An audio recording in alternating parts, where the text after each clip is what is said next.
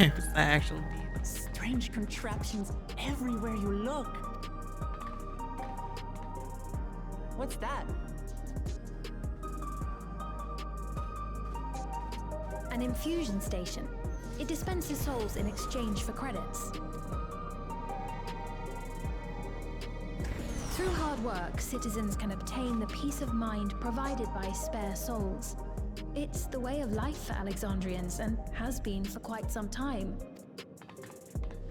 But I imagine it must be difficult for outsiders to comprehend. That's putting it lightly. To be honest, it sounds disturbing.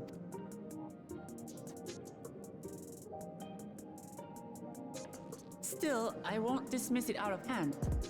Practices like these don't arise from nothing. There's a reason why your culture is the way it is, and I'd like to understand. Won't you tell us some of your realm's history?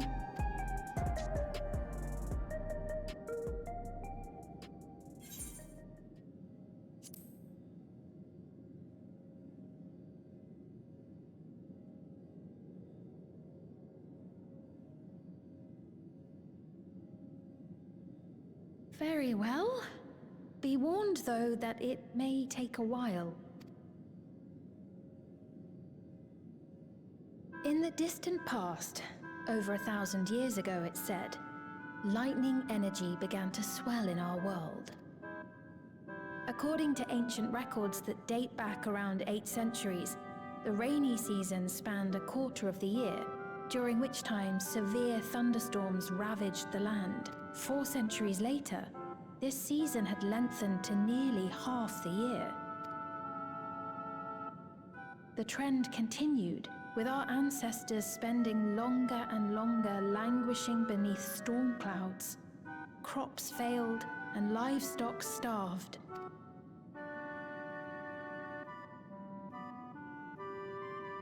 But amidst this growing desperation, a miraculous material was discovered that promised salvation: electrope.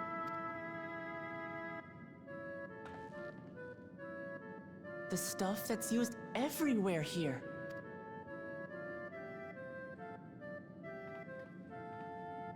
Indeed. One day, when out inspecting a forest after lightning had caused a fire, a villager came upon a curious black ore none had seen before. Testing revealed that the ore possessed a singular property.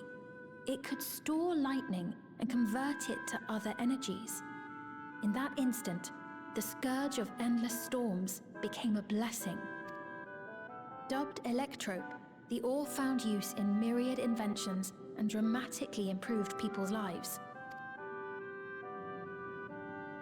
So much so, in fact, that all nations soon became dependent upon it, despite the difficulty of obtaining it in quantity.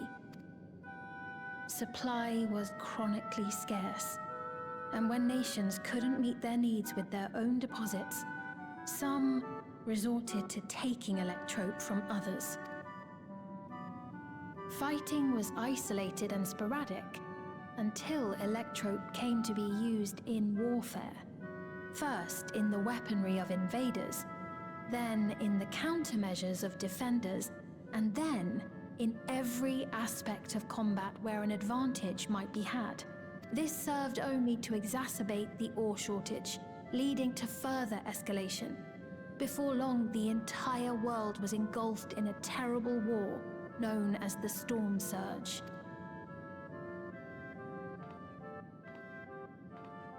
As the war came to a head, Alexandria's neighbor Lindblom committed its stores of electrope to the production of a weapon of mass destruction. They deployed it on the front lines and triggered a calamity of frightful magnitude.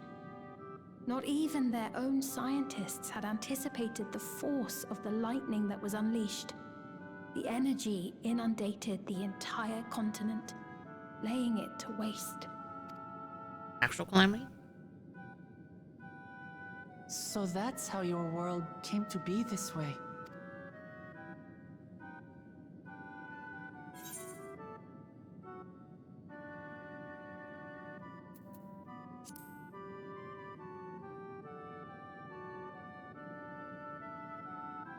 You truly know a great many things that I don't. I should like to learn about you too sometime.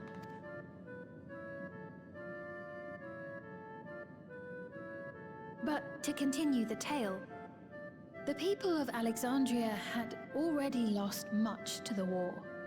They lost almost everything else to the Levin. Those who survived bore deep scars, tormented by the memory of loved ones taken too soon. Though they yet lived, the cruel spectre of death was with them always. Seeking a solution, our scientists turned once more to Electrope, and after extensive research, they developed the means to preserve memory and soul. Physical death isn't the end. So long as our memories endure, we may live on. This belief sustained us then, and it sustains us now, granting us comfort. That's quite a tale.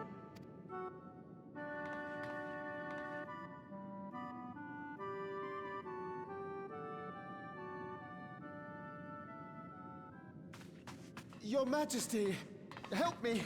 I beg you, help me! What's the matter? I've got no souls left. Not a single one! But the lot at Soul Supply refused to give me any! Please, you must do something! My apologies, Your Majesty. This man, he does no work. Instead, he drinks his days away on Trueview. He has only himself to blame if he has no credits for souls. That's not true!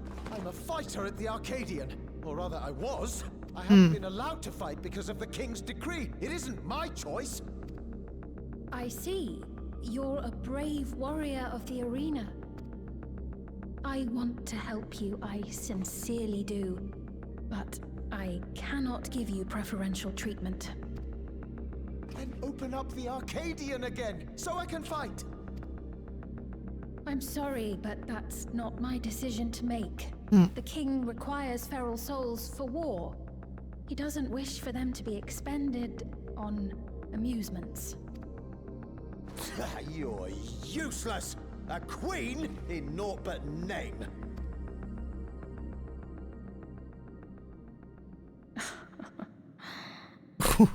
Insolent wretch! How dare you take that tone with Her Majesty? It's quite all right. Such things don't bother me, nor do I think ill of this man.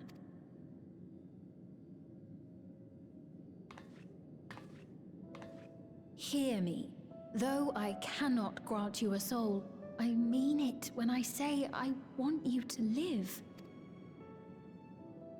I love all of you equally, dearly. You are as family to me, and it pains me to see you deny yourself hope. I want you to find a happiness all your own, even if you must grow it from the smallest seed of joy.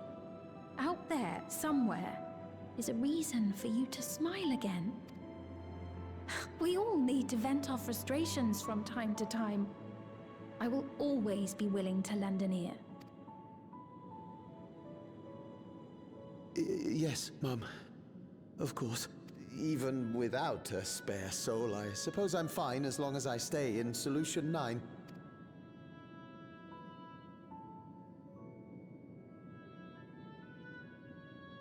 I apologize for my rudeness. Good day to you.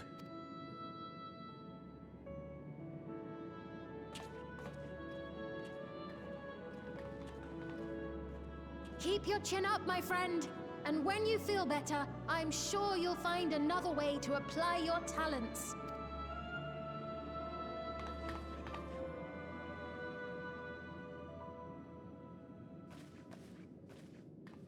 Raid mention. I'm sorry you had to see that. Let's keep moving, shall we?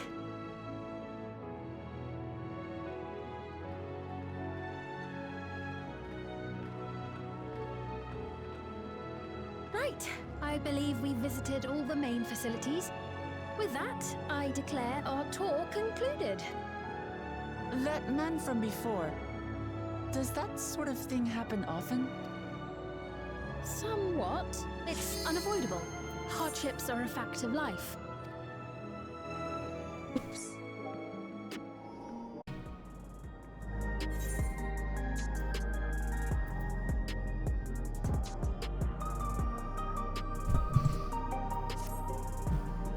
Let's go to a place called Trueview in the eastern sector. Where ought to take us there? Once you get used to it, they're actually kind of fun. Come on, Raika.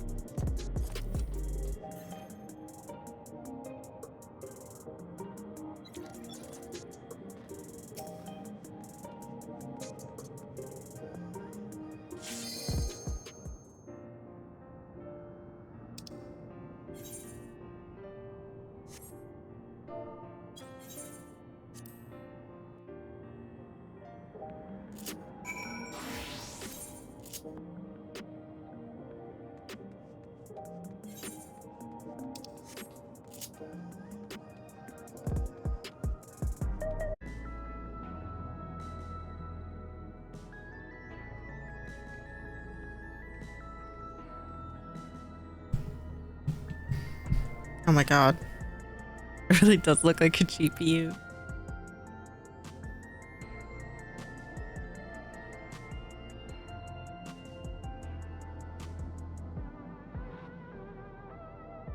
That Yoshi P's Lala. This is Trueview. I'm not sure what I'm looking at, but it does seem lively.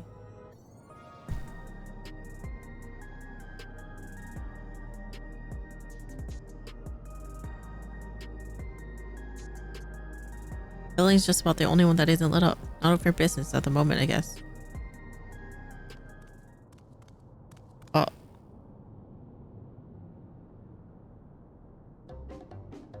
What?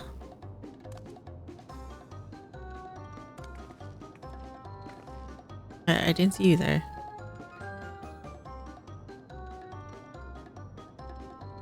Listen, we don't mean you any harm. We just want to talk. Bit odd, don't you think? Run off when we approach, only to suddenly reappear. Maybe they want us to take us somewhere?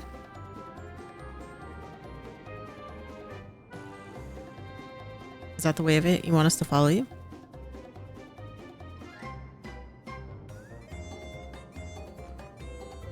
Oh, it is. Alright then, lead the way.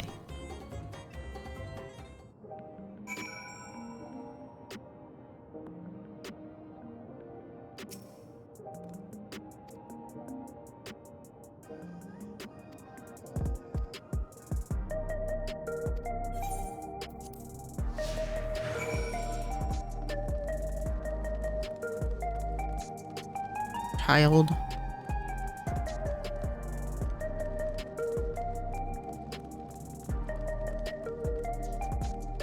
Wait, is this his child? It's blue. Unless he like test tube babied it.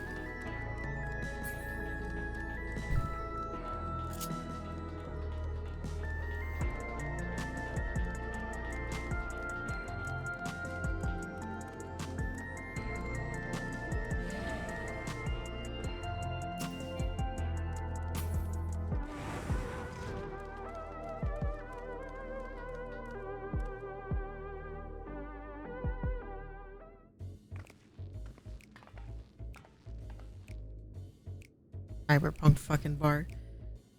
Is where he wanted to bring us?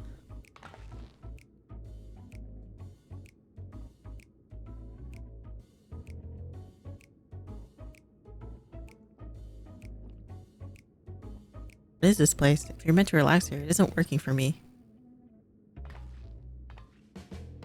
So what's their name?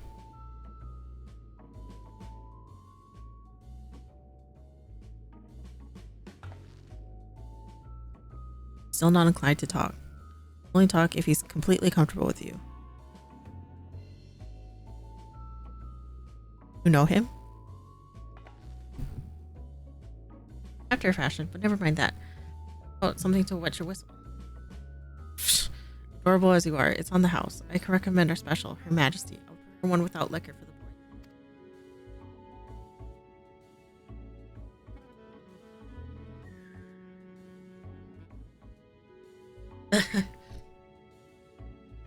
We still don't want to drink. Thanks, but no thanks. We're supposed to meet a friend named... Catch... Oh. What's her name? Ran into the child along the way and he led us here. Great.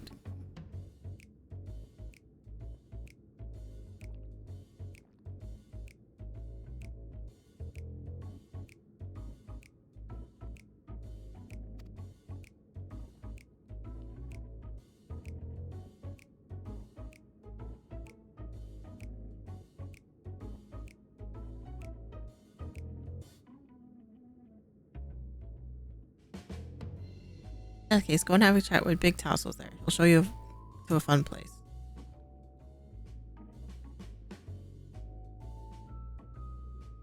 What about him? I think he's in the mood to talk, so he can tend the bar with me.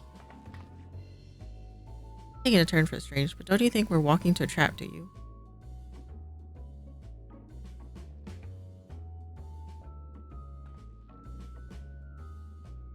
And if this doesn't have a suspicious written all over it.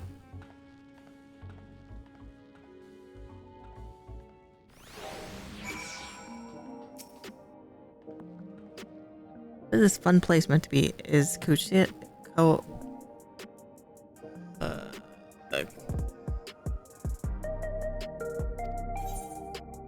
even know.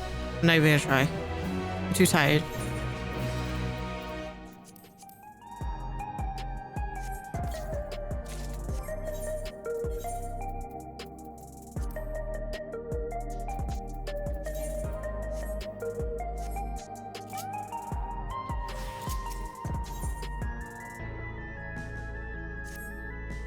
Areas normally off limits. Kuchia.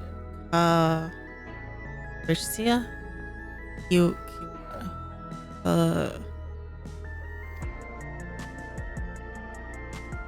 Akiwa. Follow the corridor and head to the room at the end. Raika, what happens? You won't catch me being surprised.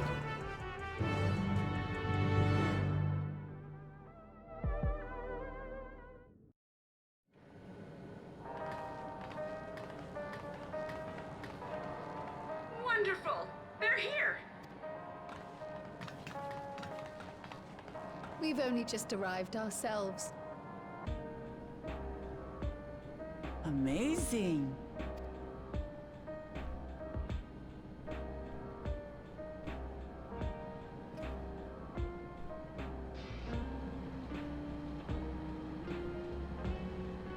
I bid you welcome to the back room. Oblivion's humble headquarters. A hideout tucked behind a drinking hole. Brings back memories, doesn't it?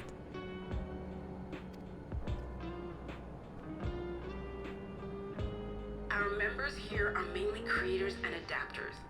That is, scientists and engineers who specialize in electro.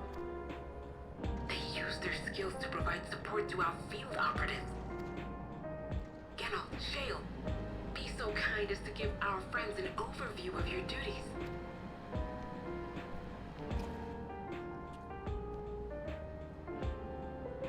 Well, there's provisioning. Gotta have supplies to fight the good fight, ain't ya? Luckily, we got the tools to craft most of what we need. Gathering intelligence is another vital aspect of our work. Everkeep's core system is a veritable treasure trove of information. You just need to know how to get in and find it.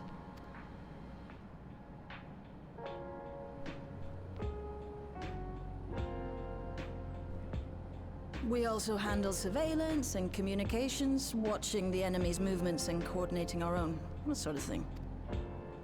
And among all our activities, we spend a fair bit of effort investigating preservation. the organization credited with laying the foundations of electrope technology. From the soul management system to Everkeep's design, they're behind just about everything you see here. It'd be no exaggeration to say they made this realm what it is. But their magnum opus was without a doubt the power which was used to join Alexandria to Dural. Interdimensional fusion. Said power isn't unlike my summoning technique and the magic within Azam's crystal. Yet, though the effect is localized, to be able to fuse realities. Even with my knowledge, I struggle to conceive how it could be possible. Incidentally, the founders of our group, a husband and wife, were members of Preservation at one point. That they opposed the fusing of worlds, and so defected in order to prevent it. While not entirely unexpected, given what we have seen, this is still quite the revelation. By the by, that's an interesting earring you have there. A novel way of carrying a data storage device. Oh, you didn't know? Well, as a precautionary measure against machine infiltration, we scan everyone as they enter. And when we scanned you, we detected a small quantity of electrope. Though it's been dressed up, that earring is a storage device and no mistake. Bought it from a shop here, did you? No, it isn't bought, but inherited.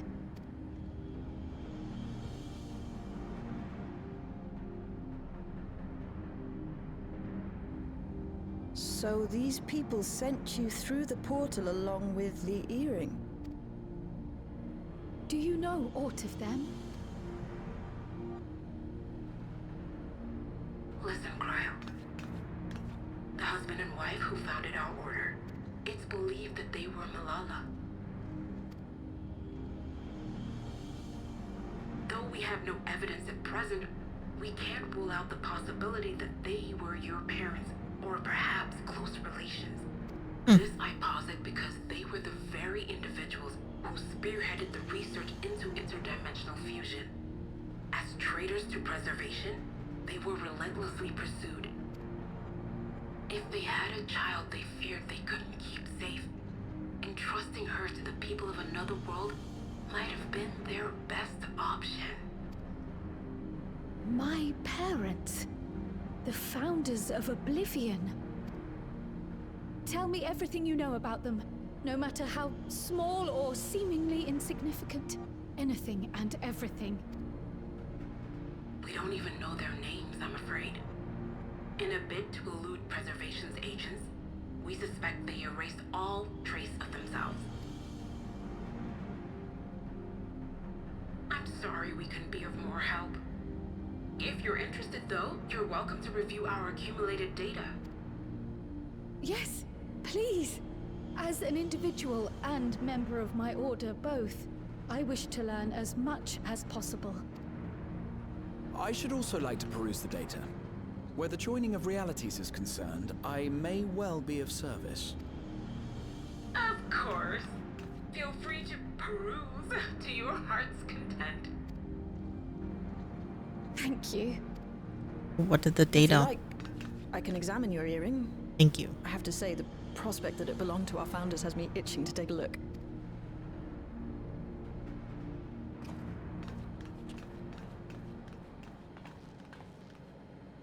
I dare say we have enough eyes to pore over your records. Is there any other way we might be productive? Not right now. We're still waiting for Zoralja to make the next move. In that case, Alice, would you mind accompanying me? Gladly. Oh, I've buggered it up again! Never a moment's peace. Pay him no mind. I don't. This world's Gerald. Name is General. Oi, you two there! One of you give me a hand, would you? I just remembered that.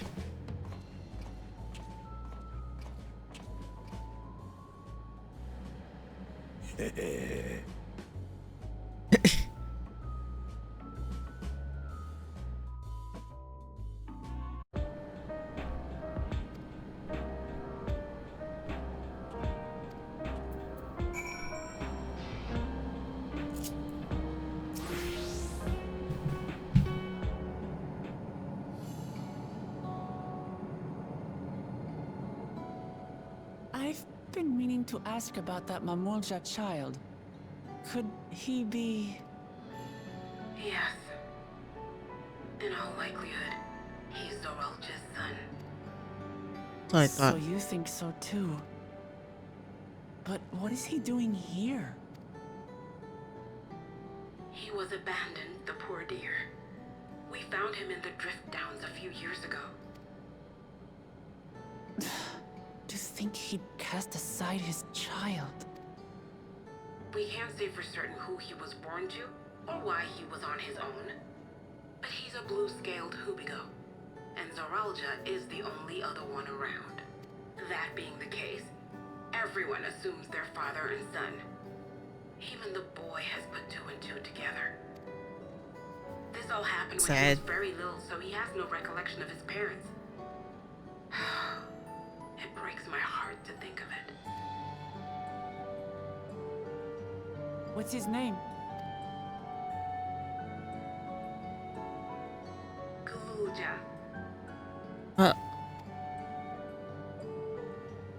It was my hope that he'd grow up to be a man of principle, like his grandfather. It's a fine name. I should mention that the boy is a little unusual. At first, I intended to raise him as my own. But just when I thought he was warming to me, he suddenly disappeared. We searched high and low for several days. And where should he turn up? But in the wilds near Everkeep. What? It's a miracle he didn't fall prey to fiends. See? That's another unusual thing. Creatures don't seem to attack him. He could pick his way through the thunder yards as if he were on a stroll. On making inquiries, we learned that he had been living alone and receiving food from the people of the outskirts. This became something of a pattern. We track him down and bring him back, only for him to disappear again within a matter of days. He would return to the wilds without fail, and once again rely on the kindness of strangers to survive. Finally, I took the hint and left him be, giving him the solitude he prefers, and lending a hand only when he explicitly asks. If Kulja is Zoralja's child, that makes him my nephew. Assuming he's willing, I'd be glad to take him in like Papa did for me. But seeing as I'm here to kill his father, I don't know if it would be right. Who was that?